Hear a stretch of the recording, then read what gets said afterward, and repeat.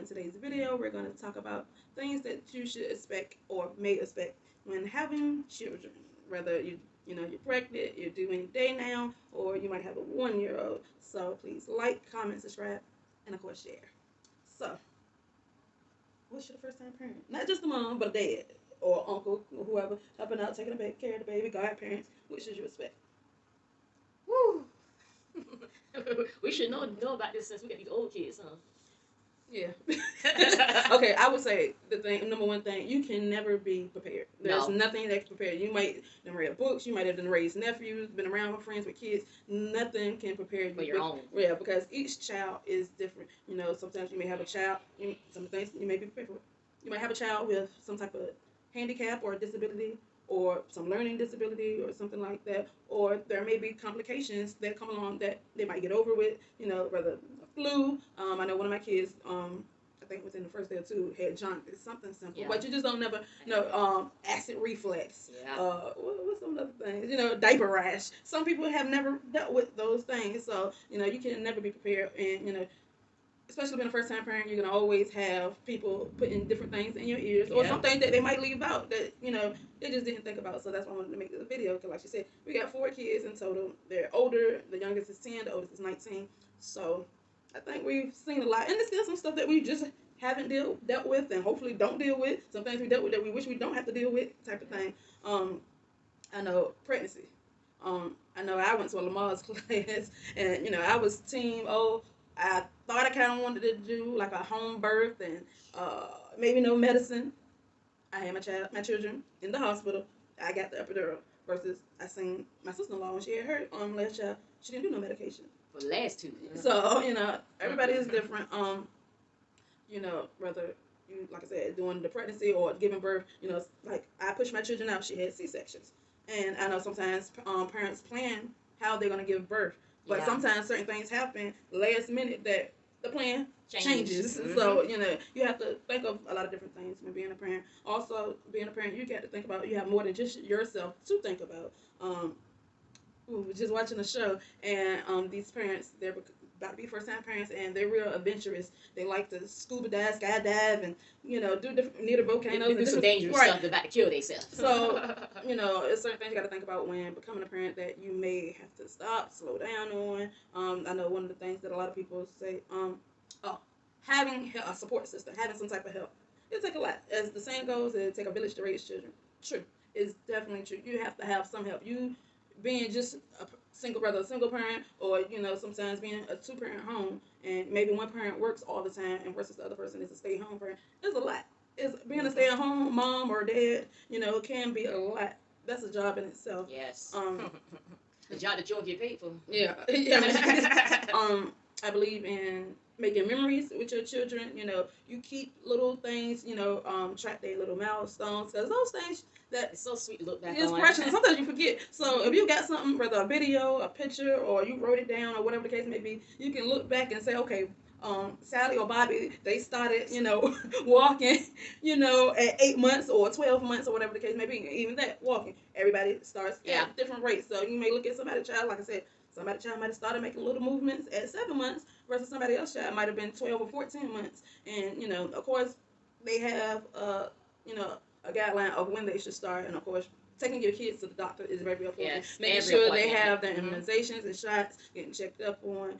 And I think really no question is a crazy question, especially being a first-time mom. A lot of the times, or parent, that some people, especially people who already have kids, look at the first-timers and it's just like, they're overboard. I think any caring parent that's involved into their kid, you can go overboard because you don't know, and especially if you haven't been around no kid and you haven't had one yourself. I don't like that though. You don't know what to expect. Do not go buy everything out there that you see just because it's for a baby. That doesn't mean you got to buy it, or even for a bigger kid. Because I know number one thing is clothes.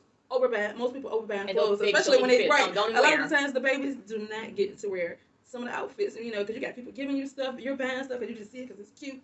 So, or you thought you let them wear certain things, and they done outgrew it, they done moved on to other stuff. Pampers. It's always number one thing to have. Pampers and wipes. You know they're gonna use those. You know the little onesies and stuff like that, and socks, stuff like that. You know they're gonna have. I won't recommend buying a whole lot of newborn pampers until you see your baby come out. I always buy like ones, yeah, one maybe pack one pack of newborn, newborns and everything then else ones ones. and up. Yeah, And it's okay, you know. Of course, usually baby showers, most people they do give ones and twos. Some people might even That's give good. threes because Yeah. they're gonna get to them eventually. You Mhm. know. Oh, another thing, potty training. No child is the like. same. No, I know some people say, oh, girls is easier than boys or vice Depends. versa. It just depends, and then you know depends on them, and it depends on who's actually helping them. So you may have, um, say yourself that's training them versus you sending them to grandma's house and grandma, grandma say let that baby be a baby, Yeah. and they don't need to be potty trained. That's another important thing. Having people that's going to be on board with Yes, what you on the got on the same- same page, yes. because like you know that's when like potty training, eating, discipline your kids. I know everybody doesn't believe in poppings or beatings or whatever you want to call it, but you have to discipline a child.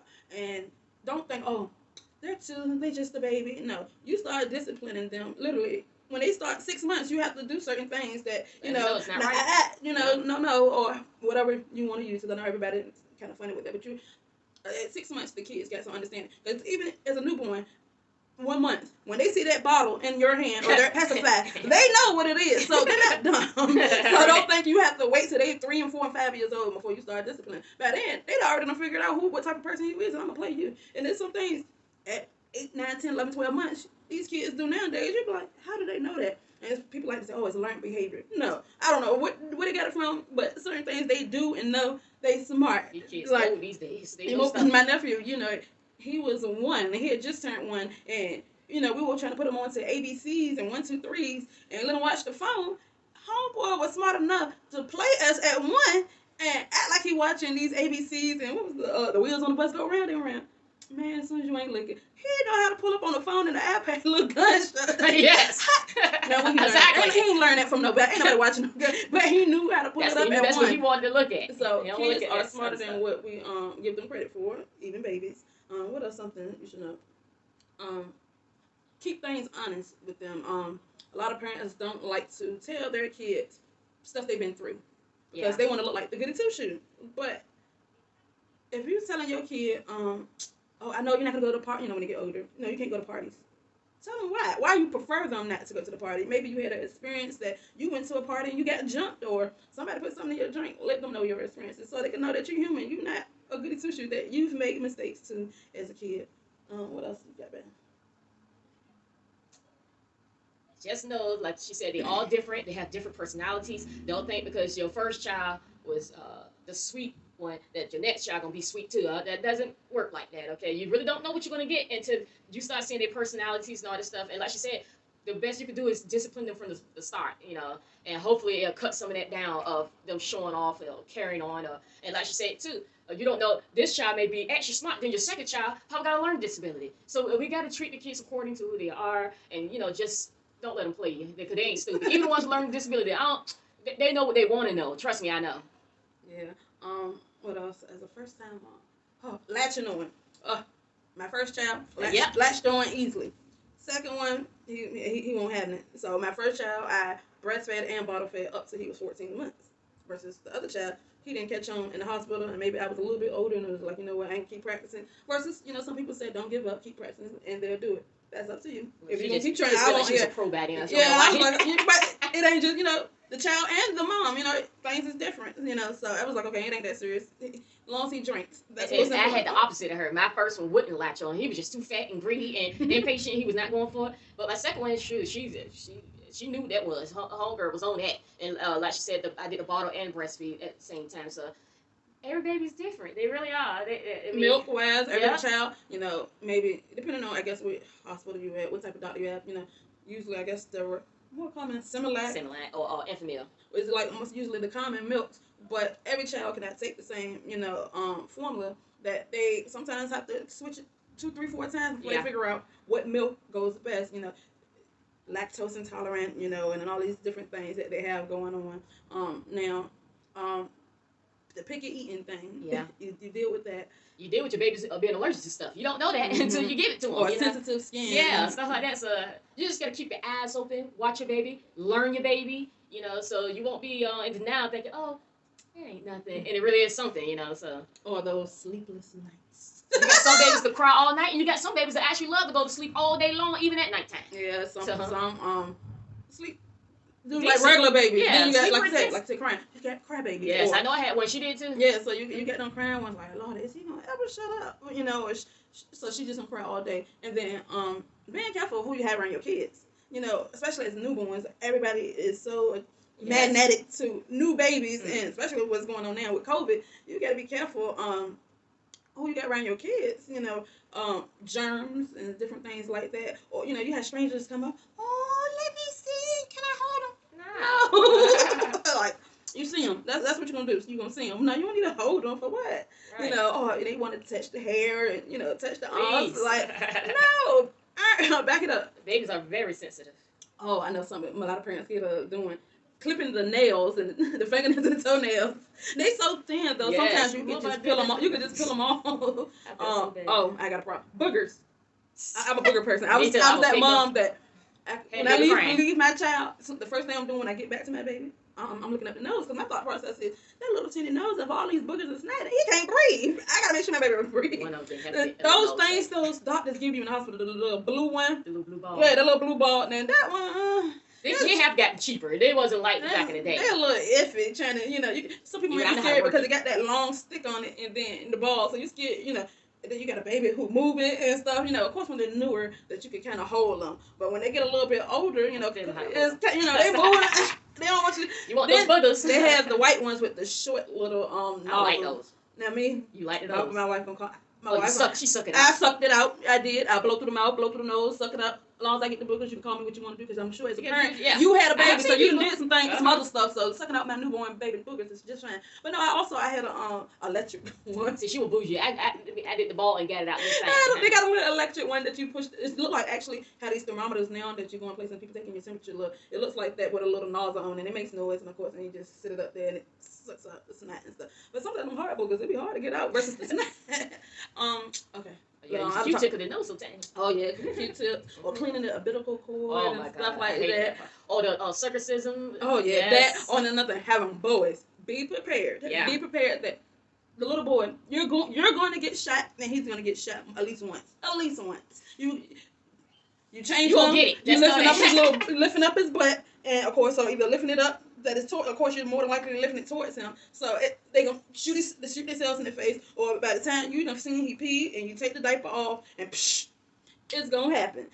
Actually, they say baby pee is good for you, for acne and stuff like that. They did say or, that. When the babies get threshed, the white stuff on the tongue, they say take the pamper and wipe it, whether your face for the acne or the tongue for the thresh, that it clears up the acid. It really works. They babies, they ain't been nowhere now. No, I have not done it, but I'm just telling you. That's what my mother said. What else? Oh, some babies don't take the pacifier, so you better figure out a way to make them be quiet. Some don't want it, and some do want it. Yeah. My kids, let me see. Oldest one, I really wasn't into the pacifier, honestly. My oldest one, I didn't want him to have one. I was so kind of mad when he got circumcised and they came and brought him one. It was like to soothe him. Yeah. Man, they go through pain. Come on, man. They all in his stuff. Let him suck his fingers and stuff. So the fingers worse. No. I mean, just for the soothing stuff. Not to latch on and keep doing it. But you know that feels good, so you want to keep on doing it. So yeah, I wasn't into the pacifiers. They had it, but it wasn't a big deal type of thing. They had to have it. So it was definitely easy to let it go type of thing. Also, the bottle feeding. I'm sorry if you're a doctor. A little bit. Don't always listen to what they say. Right. Listen to your baby. Feed them every 4 hours, that 2 ounces and stuff like that. Sometimes or they want you to wait before you start giving them the baby cereal, which is either the rice or the oatmeal. And even that, some kids don't like one or the other. You have to try it out. Their digestive system don't like it. So your baby's gonna have different type of cries. So you got to figure out whether if they hungry, you done fed them, you done changed them, they done been to sleep, and you done gave them some love and attention, they still crying. said, You leave them just there. let them cry. It's Yeah. okay, but it builds up the lungs. Let them cry. And You don't not have just to that, hold them every second. and they will start learning that they can't get you anytime they want to. See, that's them learning to see if they can play. Right. That's their number one playing move. I learned it with my first baby. I left him right in there. I did everything I was supposed to do. And my mama said, if you did everything you're supposed to do, you leave him right there crying. Guess what? Homeboy, best neck was moving back because he was fussing. He was mad. But then he'll eventually realize, mommy's not coming, so let me be quiet. Shut up. Yeah, and he did. Oh, another thing. Being a first-time parent. I think I've done it. I think every person I've heard, it's not that you child neglect, but it happens that somehow your child gonna fall. Yeah, boy. And you're gonna be so heartbroken. I think mine he was like a week or 2 weeks old, and he was in his bassinet on the bed, and I was looking for his bottle.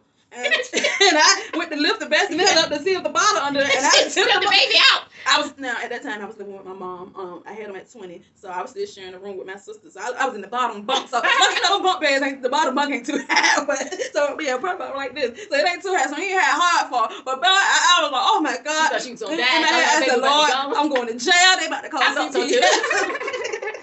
It's funny now, but right then in that moment, boy, your heart panicking. You didn't think you the worst mom ever. But once you start, as you see, talking to other moms, it happens. Yes, it does. It happens, you know. Yes, it does. I don't know if I did it with the second one. I know the first one, it happened. I can't remember. See, this is why you mark stuff. See, I can't remember it. And the youngest one 10 versus the other one 15, and I can remember him. But yeah, because that was very devastating to you. So I took them over. What else? Like we were saying, don't hold your baby too much. Don't be if the baby quiet sleep, put them down. Don't hold them. What happens is when you ready to get somebody to watch your baby, that baby gonna think that other person gonna have time to be holding them all day. So then they crying because they want to be picked up. Don't do it. Nobody's gonna want to watch your baby. I'm telling you. Put that baby down. It's okay. I know you love your baby. You can go around and give them smooches all day. As long as they laying down, don't keep holding that baby. I'm telling you. Some people be so you gotta think even if you're a stay-at-home parent.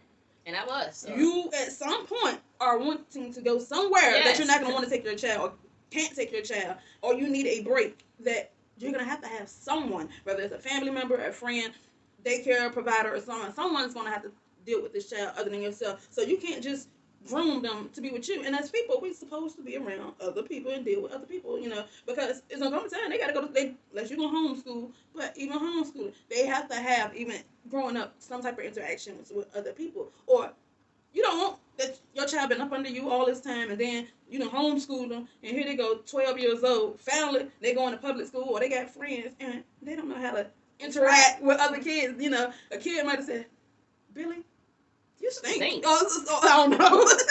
Just like names like people don't really do. I don't know or deal with. You know, but they may say something that ain't that serious, but your kid ain't gonna know how to react or deal with it. He's gonna think it's the worst day of his life. You know, something simple like you can move on. My mama never said that to me. Oh, my dad never said that to me. I know. Our daughter, you know, she had a friend over, and she's never been around babies. Oh my God! And we let her hold our nephew, who was one at that time. Just passing him around to get to the final person. She looked at him. She was like, "That was her first time holding a baby," and she's 14. So I was like, "Oh." So you know, it's different things that you got to think about and stuff like that. What else? Being a parent. Not, don't let your kids try to divide y'all. Oh, yeah. Or play y'all, you know, against each other. You know, come ask me, can they get some ice cream? I say no. And then go ask her, can they get some? She done said yes. And that happened over here. Right. And like, what? That caused a problem. No, you got to pay attention to some stuff like that. What else? So what we do is we always go tell them, go ask the other person. We did. So we go, babe, what you ask you for some ice cream? Like, you ain't gonna get us. I don't think so. No, you know. See, don't trust those kids. What else? School. Y'all make sure y'all stay involved with the teachers and people that's in their lives. Get them involved in different little things to have fun. Because if it's your first child, unless you're having twins or triplets, it can get boring unless they got some cousins and stuff like that. Yeah. I don't know. I had a notebook with everything written down. I done lost my notebook, so I'm just trying to go off the top of my head of stuff like what is there anything that you wish somebody would have told you about having kids? That's what I kept picking with. Something like that. I got it now. A little cross part of your food. This is a 18-year bid. 18 years. Oh yeah, that's no 18. And at least 18. Now, if you decide you can cut them off at 18, you got nothing to deal with. But at least 18 years. It's a long bid. Yeah, but still, when you turn 18, like I said, we legally don't have to take care of them, but they're your kids. I'm serious. And so anything that goes on, I know you're gonna be involved. make sure you show them love. Make sure you tell them that you love them. Not just show them, but tell them as well. And don't think that buying gifts is showing. That's not what I mean. Showing them, actually spending time, hugs, right? Like you said, spending time, not just spending money, just spending time. But I can tell you this have now, conversations. There you go. You can sit here and buy everything in the world for these kids, and they still can be pissed off, and you get on their nerves. So don't waste all your money. Don't do it. What else I think I wish. I don't know. Just like I said, you just don't know what you're gonna expect. Like you think about it, ain't nobody know when they had kids that they was gonna have a Jeffrey Dahmer. Exactly. Nobody knew they were gonna have Saddam Hussein, whoever. Who knew that? You don't know what you're gonna have. Even when you're a great parent, you're great parents, and you raised them perfectly to the T that you feel that you did. Doesn't mean when they leave your house what they're gonna be doing. So we really don't know. Being a parent is a learning experience day by day. You learn something new. Whether their attitude changes, they how they dress want to change, their thought process change. Last week they might like yellow and green. This week, it's snowing outside. They might like the yellow and green. This week it might be pink and white. Yeah, they switch up a lot. So you're like, well, wait a minute. So they be you go for some twists and turns. But I guess all I can say is enjoy being a parent, especially at the smaller ages, because once they start getting up there, it's definitely different. Tougher. Right. You think them being small is like they're very needy. Being older, they're even more needy, but in a different type of way. And they're human and they have opinions and thoughts and stuff like that. So it's different than just, telling the 2-year-old, they ask you a question, well, why does the cow have spots on it? Versus a teenager want to know, well, what is sex? What is sex about? It's two different things. I think I want to talk about the cat. Me too. And I can just let's look it up. Sure. You want mommy to buy you some books on? I don't want to talk about the sex part, but we have to. So. Yeah, be open. Oh, that's one thing too. Don't sit here and try to downplay. I don't think they're ready. I don't want to talk about it. You don't know what. Me personally, I started having sex at 12. You don't know when. You don't know when. I mean, some kids you got an idea of how they are, but sometimes it may be a situation that they weren't like that and happened to be out and something caught their eye and decided. I know for me, I won't per se thinking about it, but that particular day, got out of school and a friend at that time, her stepbrother, ended up doing the deal. So you don't know. You be prepared and prepare them before it happens versus trying to talk to them after it happens, type of thing. So is that all you got, babe? All right. Well, this is what to expect as a first time parent, godparent, whatever the case may be, godparent, grandparent, whatever. So I hope that some of it helped y'all. Like I said, I didn't have my notebooks to read off the stuff I had made sure I thought about. So hopefully I got out as much as we could. Please like, comment, subscribe, and of course share. Thank you for watching.